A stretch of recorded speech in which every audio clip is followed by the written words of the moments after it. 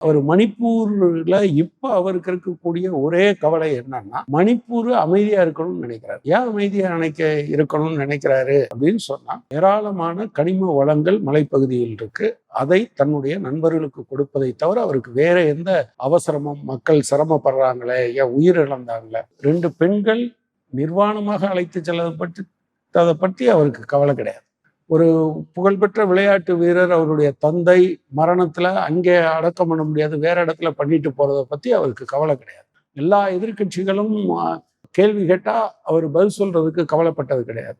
நம்பிக்கையில்லா தீர்மானம் கொண்டு வந்த போது கூட அவர் மணிப்பூரை பத்தி பேசாம வேற எதை இல்லாம பேசிக்கொண்டிருந்தார். அதேமா இந்த நாட்டு மக்கள் மீது அவருக்கு ஏதாவது குறைந்தபட்ச கரிசனம் இருக்கான்னு பார்த்தீங்கன்னா, அதுக்கு ஒரு நல்ல உதாரணம் மணிப்பூருக்கு அவர் இப்போது சென்றிருப்பார். சில பேர் சொல்லுவாங்க பெட்டர் லேட் தேன் நெவர் அப்படின்னு. அது சிலவற்றுக்கு பொருந்தும். உயிரோடு இருக்கிறவருக்கு மருத்துவம் பார்க்க வாங்கன்னு சொன்னா, இறந்து போன பிறகு வந்துட்டு பெட்டர் லேட் தேன் நெவர்.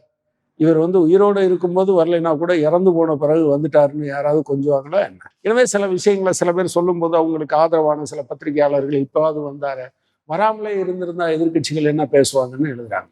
இதுக்கு பேர் இது இது இது என்ன சொல்றது அப்படின்னு எனக்கு தெரியல.